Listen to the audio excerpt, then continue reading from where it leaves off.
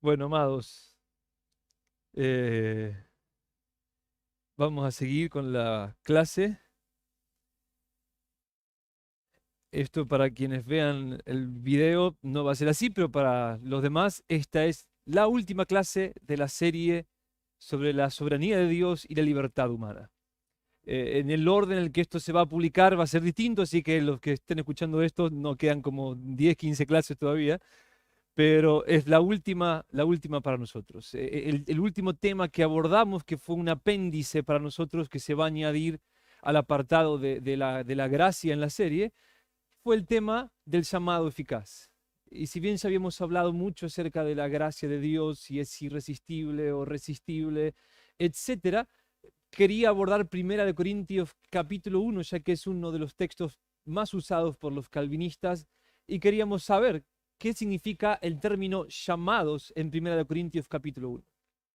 Entonces, ya aprendimos que cuando Dios llama al pecador, lo hace de una manera sincera, no simbólica, no reteniendo gracia, sino ofreciendo gracia capacitante a fin de que el pecador pueda tener la oportunidad de arrepentirse de sus pecados, creer y salvarse. Así que ya hemos hablado mucho acerca de eso. Nos quedó solamente la aplicación final acerca de lo que implica lo que hemos aprendido respecto al llamado evangelístico.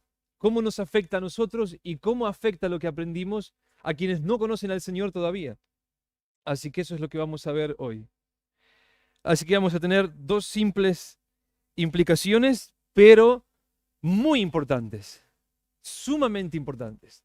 Porque en estas implicaciones vemos la ganancia que nos da la posición arminiana respecto al llamado de Dios. Hay diferencias inmensas entre creer que Dios retiene su gracia cuando llama al pecador y solamente la da a los escogidos y no liberalmente a todos, a creer que Dios realmente quiere que todos sean salvos y que por lo tanto Él está trabajando a fin de capacitar a todos los pecadores para que vengan al arrepentimiento y la fe. Eso tiene implicaciones santificadoras, implicaciones, podríamos decir, psicológicas para nosotros y para los que nos escuchan. No uso la palabra psicología en el término secular, sino en un sentido de la psicología bíblica. ¿Cómo nos hace pensar?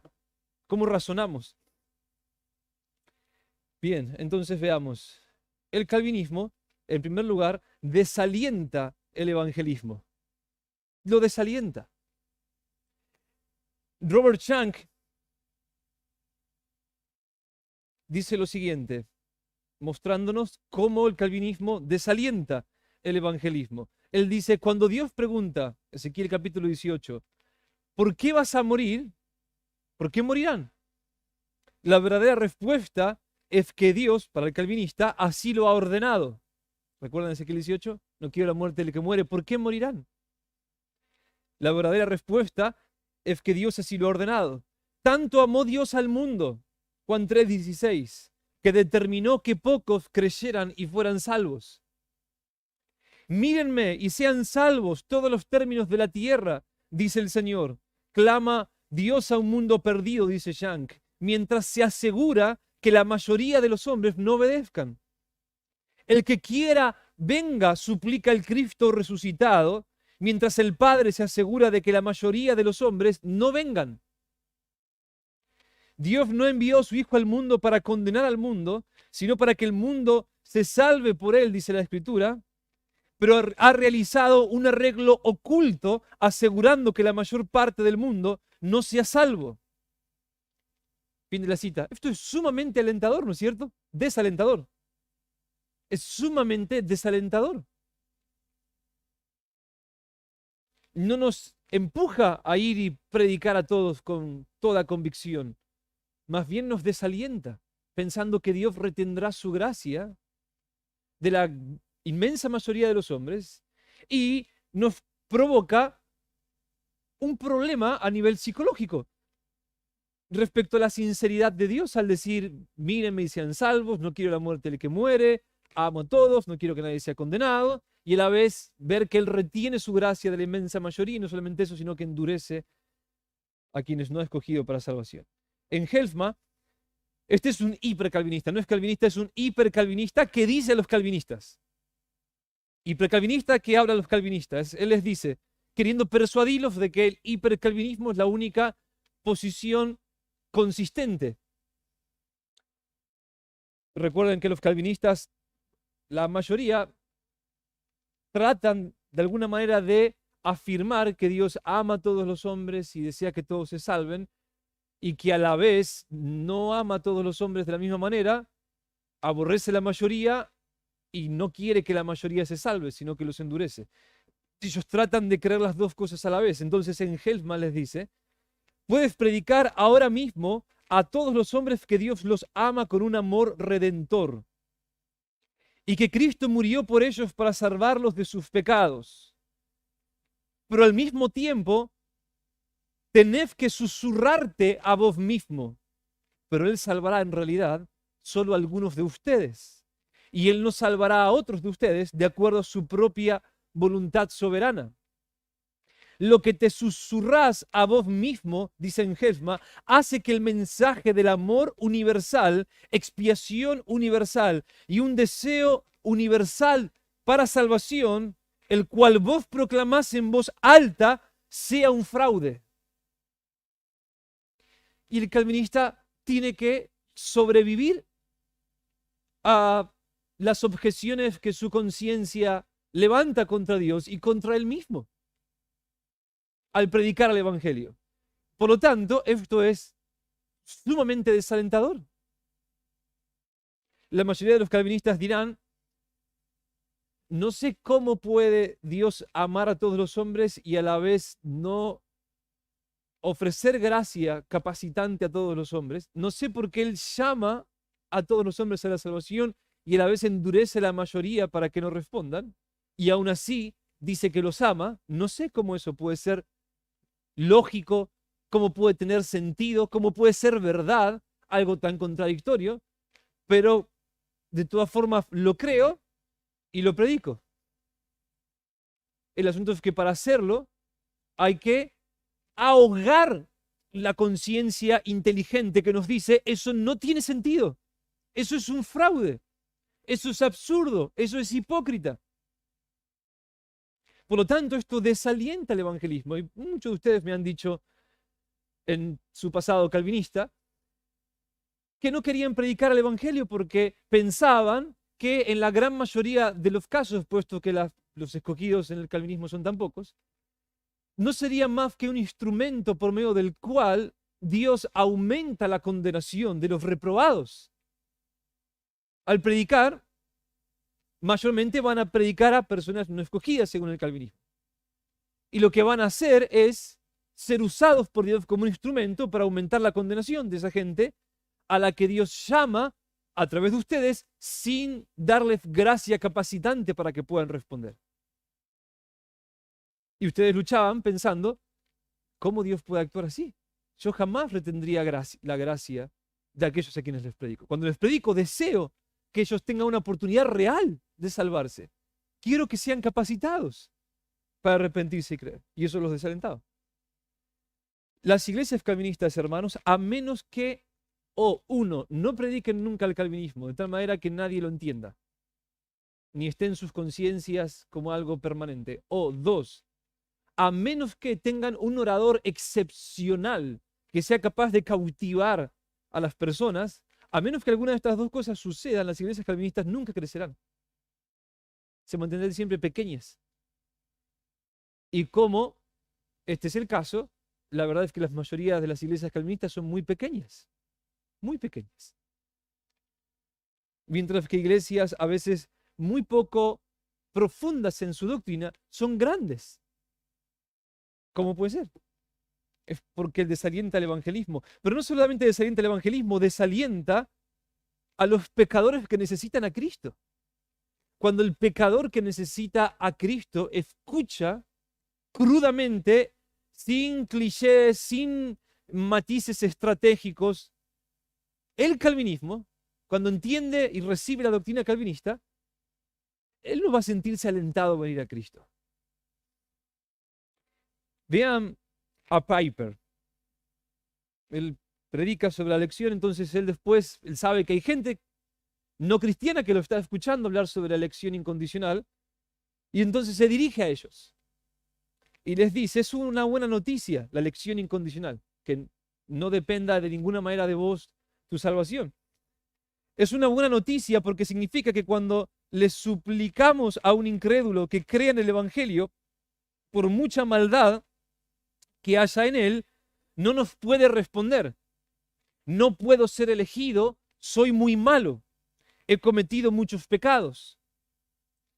La elección no está basada en cuánto pecamos o en cuánto no pecamos. No está basada en algo de lo que hagamos, pensemos, sintamos o decidamos. Absolutamente incondicional y más allá del hombre, ¿no es cierto? Es impuesta por Dios al hombre, no tiene nada que ver con el hombre, absolutamente nada que ver. En el calvinismo ustedes saben, todos pueden ser salvos, nadie puede ser salvo, uno puede ser salvo, todos menos uno pueden ser salvos. Da igual, depende de que Dios lo decida o no.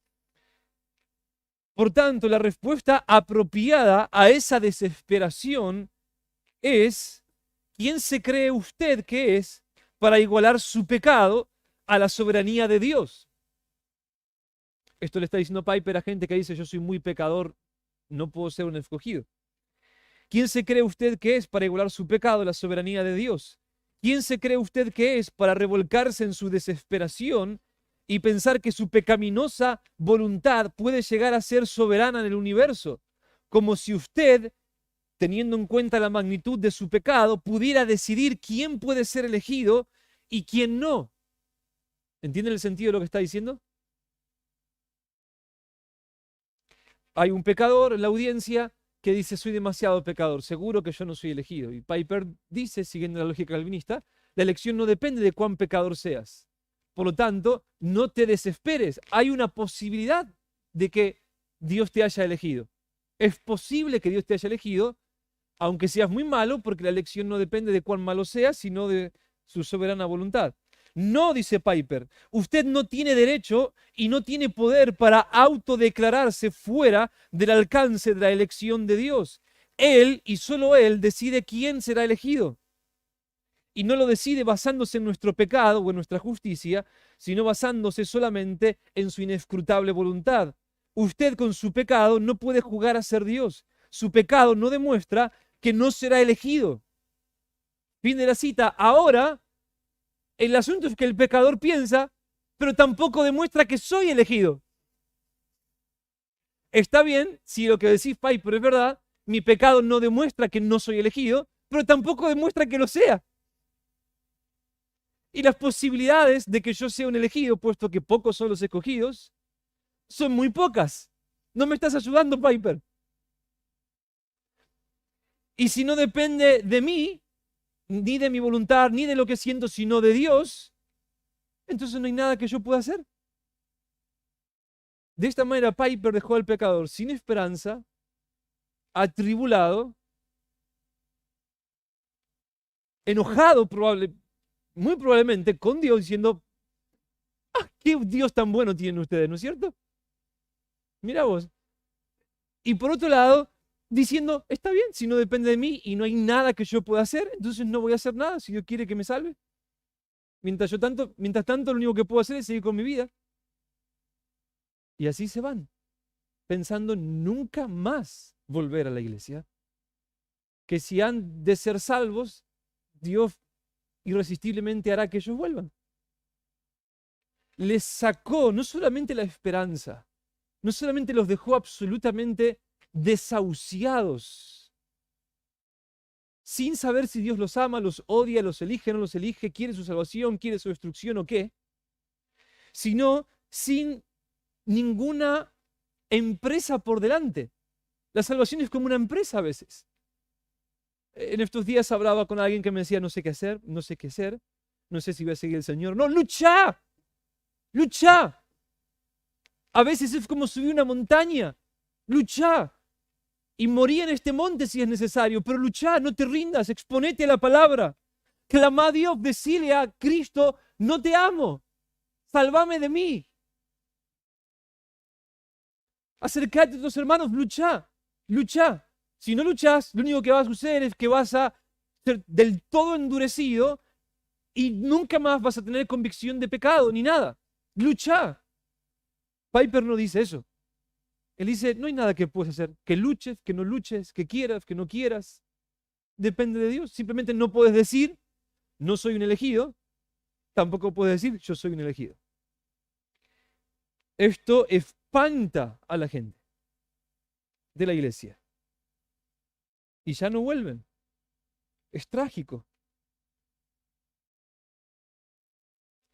Y sin embargo, otro sermón, Piper se dirige ahora a la gente que rechaza a Jesús y les dice que Cristo le dirá lo siguiente cuando ellos tengan que comparecer ante Él.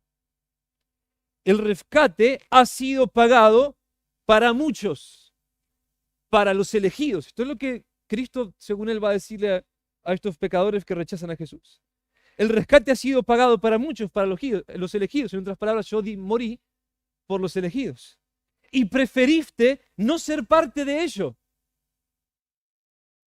Preferiste dejar absolutamente claro que no eras de los elegidos. Eso es lo que quisiste decir, dice Piper. ¿What? ¿Entienden lo que está haciendo acá? Cristo diciéndole al que no escogió que no quiso ser un elegido. Dejaste totalmente claro que no querías ser un elegido, que no eras parte de mis elegidos. Esto es absolutamente hipócrita, ¿no es cierto? Al fin y al cabo, hermanos, y no digo que los calvinistas, esto que voy a decir, sea consciente para ellos, pero el calvinismo es una teología hipócrita que convierte a los predicadores en hipócritas. Lo que Piper acaba de decir es una hipocresía. Él sabe, lo acaba de decir, que la elección depende de Dios. ¿Cómo entonces Cristo va a decirle a la gente al final, no quisiste ser de los elegidos? El que no quiso fue Él, según su teoría. No digo que ellos sean hipócritas, no lo digo.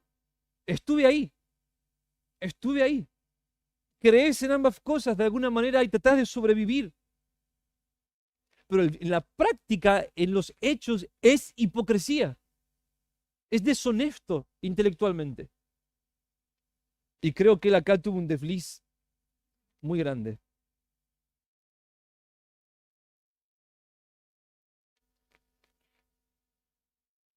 Escuchen a MacArthur. MacArthur también se dirige al pecador que dice, bueno, entonces si la elección no depende de mí, ¿qué hago?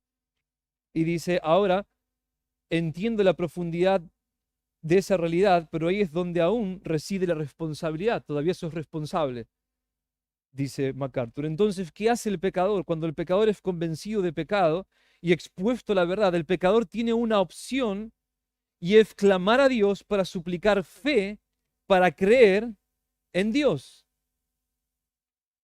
Cuando el pecador dice, ok, yo no puedo crear en mí la fe para ser salvo, la fe que es condición para la salvación, ¿qué hago? MacArthur dice, pedile a Dios que te dé esa fe para creer y ser salvo. La única esperanza del pecador es clamar a Dios con arrepentimiento. Vean lo que la esperanza del pecador, clamar a Dios con arrepentimiento, temor y deseo de santidad y pedirle a Dios que le conceda la disposición de corazón que no tiene.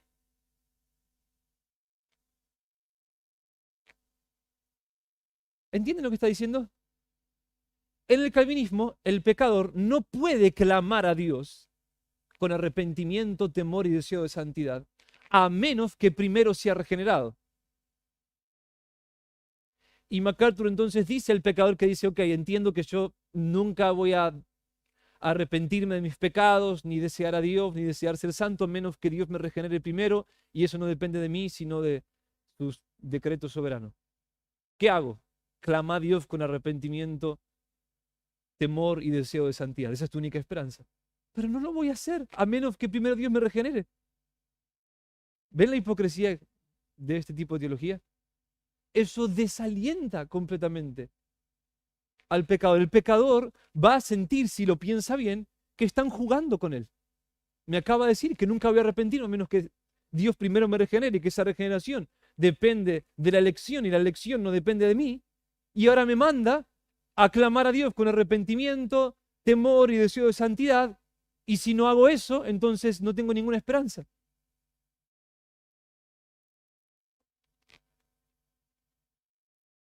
Spurgeon dice también, después de predicar sobre la elección con una retórica muy elocuente, hay quienes dicen, Dios es cruel cuando elige uno y pasa por alto a otro. Entonces yo les preguntaría, ¿hay alguien el día de hoy que desea ser santo, que desea ser regenerado, que desea abandonar el pecado y caminar en santidad? Sí, hay, dice alguien, yo quiero. Entonces Dios te ha elegido a ti.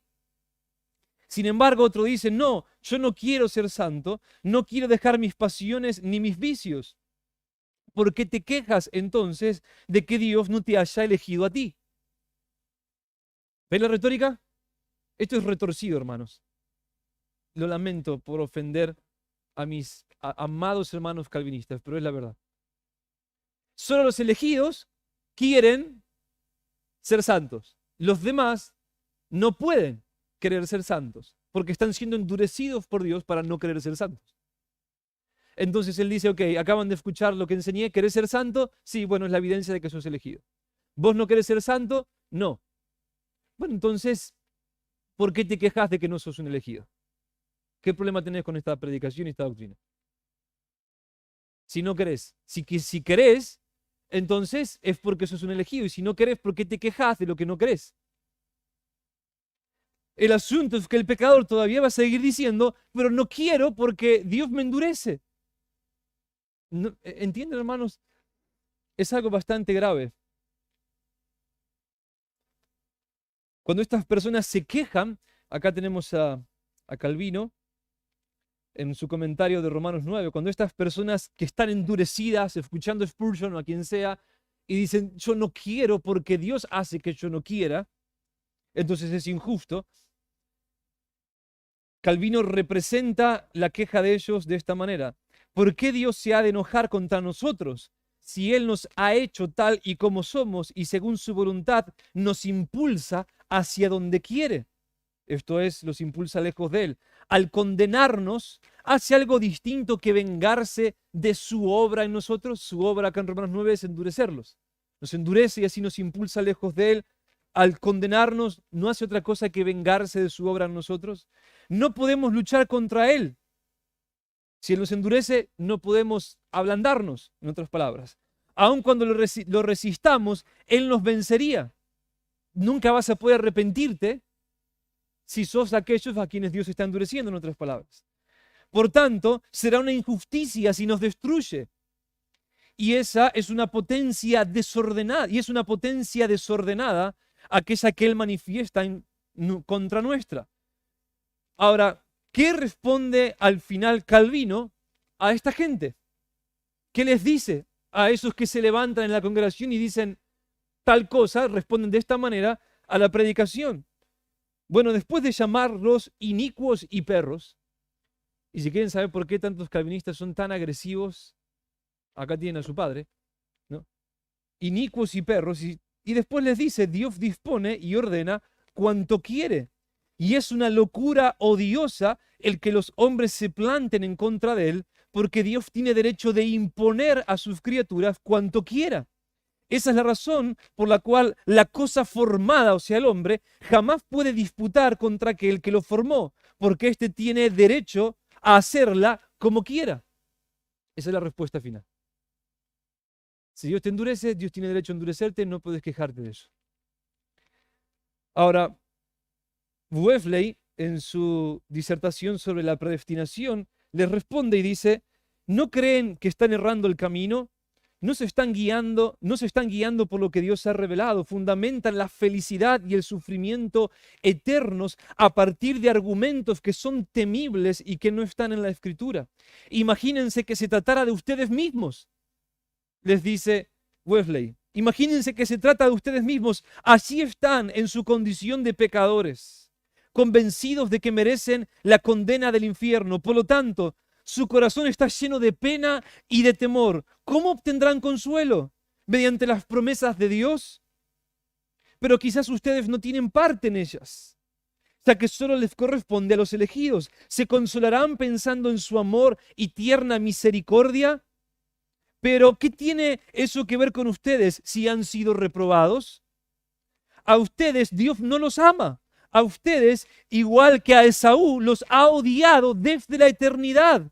¿Qué motivo tienen para albergar la más pequeña cuota de esperanza? Bueno, es posible, solo se trata de una probabilidad, que la voluntad soberana de Dios esté de su parte. Es probable que Dios los salve solo porque así lo desea. Pobre aliento para un pecador desesperado. Temo que la fe que es por el oír rara vez viene por oír esto, dice Wesley. Y tiene toda la razón. Absolutamente toda la razón.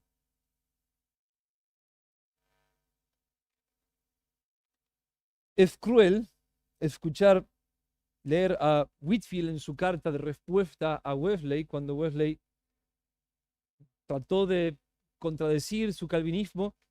Él les dice en su carta, pueden leerlo si se animan, Whitefield les dice, a la gente le hace bien escuchar sobre la elección. Eso causa desesperación en ellos y eso es bueno. Cuando predico la elección, dice Whitefield, la gente se desespera pensando, ¿será un elegido o no será un elegido? Y él dice, esto ayuda a que despierten de su sueño, de su letargo y de su tibieza.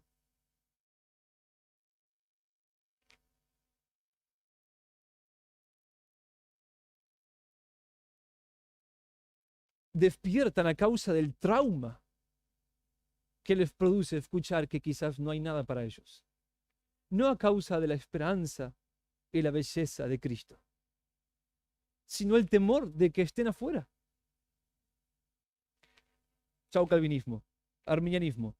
El arminianismo alienta el evangelismo, hace todo lo contrario. Wesley decía, este era su lema, su declaración de misión, lo que lo impulsaba, lo que lo sostenía, lo que lo hizo recorrer millas y millas a caballo durante décadas. Esto fue lo que hizo que, después de que Whitefield y Wesley predicaran juntos, Whitefield se fuera a dormir y Wesley se quedara orando por quienes habían escuchado el mensaje. Esta es su declaración, esto es lo que él decía. Todos tienen una oportunidad de salvación. Todos la tienen. Una oportunidad real. Por lo tanto, creer que Dios llama sinceramente a todos los hombres, que no retiene su gracia, sino que la ofrece para capacitar al pecador para arrepentirse y creer, y que nos envía a fin de que seamos los medios por los cuales esto sucede, nos alienta. Todos tienen una oportunidad, decía Wesley. En el calvinismo, el número de los escogidos, como la dice la Confesión de Fe de Westminster, no se puede ni aumentar ni disminuir. El número de escogidos en el calvinismo no se puede ni aumentar ni disminuir. Hagas lo que vos hagas.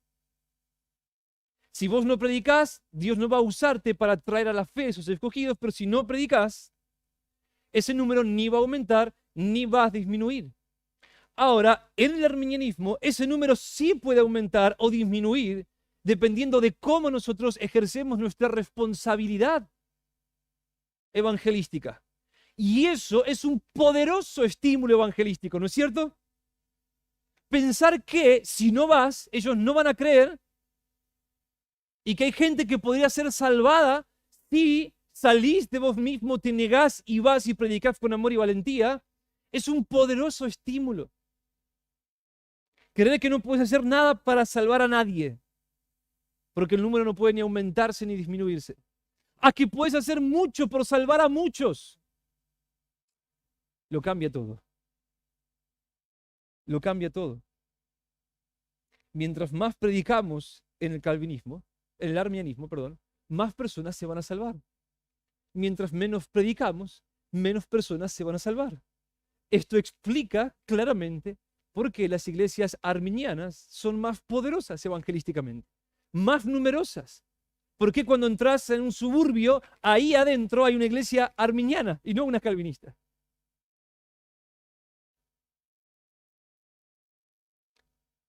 Nuestra negligencia en el arminianismo se paga con la perdición de muchos hombres. ¿Recuerdan la película, cómo es que se llamaba? La lista negra de Schindler. ¿Ese es el nombre? ¿Recuerdan el final de la película? Es absolutamente dramático.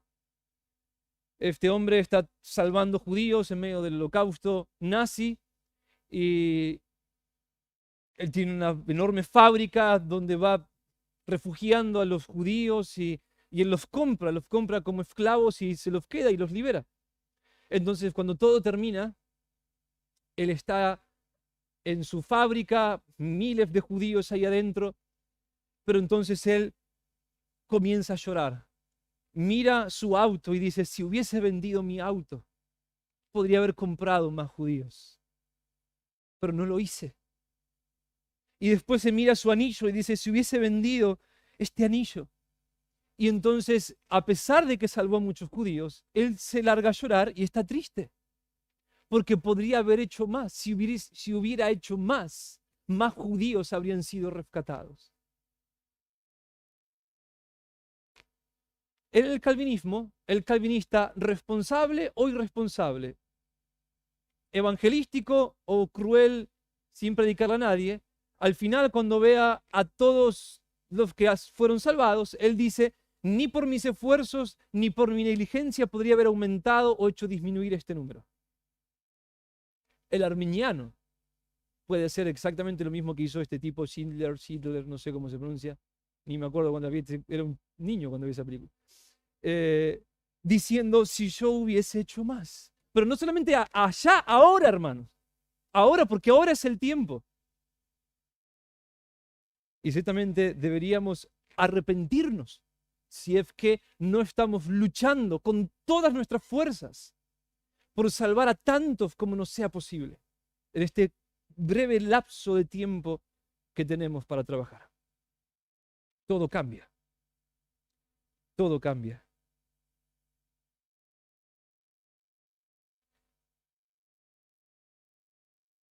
Hay una predicación de John MacArthur, se llama Teología del Dormir. ¿Por qué Teología del Dormir? Porque él dice, debido a su calvinismo, predico, Dios hace todo lo demás, se salvará quien haya sido escogido, los demás serán endurecidos y después me voy a dormir. No cambien, no puedo hacer más que eso.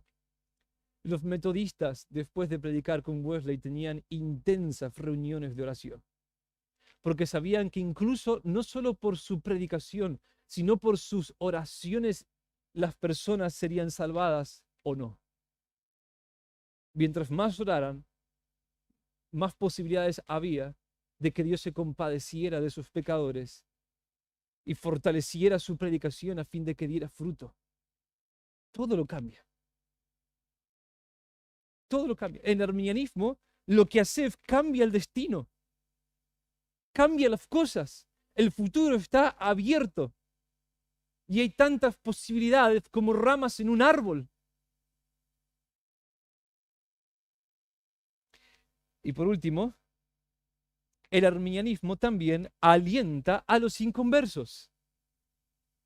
La predicación arminiana, a diferencia de la predicación calvinista, alienta al inconverso. No mete al inconverso en un dilema respecto a si es escogido o no y qué tiene que hacer para saber una cosa o la otra. Simplemente se le dice, Dios te ama y Él salió como buen pastor a buscarte. El arminianismo él no sabe si el buen pastor salió por él o no salió por él. Y las probabilidades de que no haya salido por él son muchas, puesto que pocos son los escogidos. Él puede pensar que lo más probable es que esté totalmente abandonado y sea pasado por alto. En el arminianismo le decimos, el buen pastor salió por vos. Realmente, no simbólicamente, realmente salió por vos. No estás abandonado. Dios te ama. Spurgeon dice, me parece escuchar que Jesús les habla a algunos de ustedes. Ese algunos define su calvinismo, ¿no es cierto? Me parece escuchar que Jesús les habla a algunos de ustedes. Esta es la manera en que les habla. Yo te amo de todo corazón, no quisiera que estés enemistado con mi Padre. Ahora el arminiano puede decir, me parece escuchar que Jesús les habla no a algunos, sino a todos ustedes. Yo te amo de todo corazón, no quisiera que estés enemistado con mi Padre. Spurgeon sabe que al fin y al cabo esto es solo verdad respecto a los escogidos, mientras que el arminiano sabe que esto es verdad respecto a todos los hombres, y eso lo cambia todo. Todo para el predicador, todo para la iglesia, todo para el que escucha. Son dos espiritualidades diferentes, hermanos. Acá terminamos la clase y la serie para quienes me escuchan acá, los que escuchan esto por internet. La serie todavía sigue, pero vean la diferencia. A través de estas clases les he dicho una y otra vez que esto no es para nada algo abstracto o teórico. Calvinistas y arminianos viven en mundos diferentes. Los calvinistas en un mundo en el que todo está determinado, los arminianos en un mundo en el que, por supuesto, Dios es soberano, dirige, regula y gobierna todas las circunstancias. Hay muchas cosas predestinadas y causadas, pero hay muchas cosas abiertas. Y eso produce una gran diferencia en nuestra espiritualidad, una enorme diferencia. Bien, ¿alguna pregunta?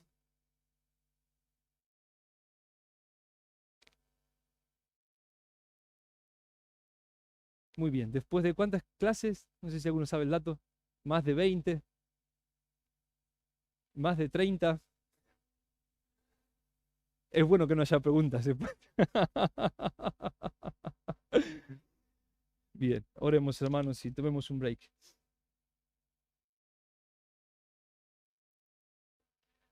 Oh Señor, oh Señor,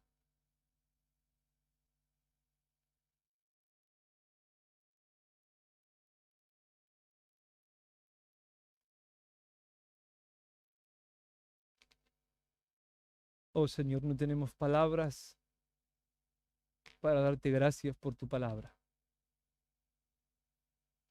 por tu misericordia, por tu gracia. Oh Señor, es maravilloso para nosotros saber que lo que nos decís, que si nos negamos a hacer el bien que sabemos que podemos hacer, nos es pecado. Vos nos das el ejemplo, haciendo todo el bien posible a los hombres. Oh Señor, como lo decís en tu palabra en Isaías capítulo 5, vos podés decir qué más se puede hacer por mi viña que yo no haya hecho en ella. Y eso te decimos, Señor. Por eso te alabamos. Porque ¿qué más podrías hacer por nosotros que no hayas hecho? Nada.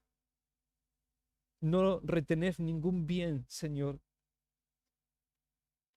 Y te alabamos por tu omnibenevolencia, que te mueve, Señor, a desear y buscar de manera real el máximo bien de todas tus criaturas. Te alabamos por no hacer acepción de personas.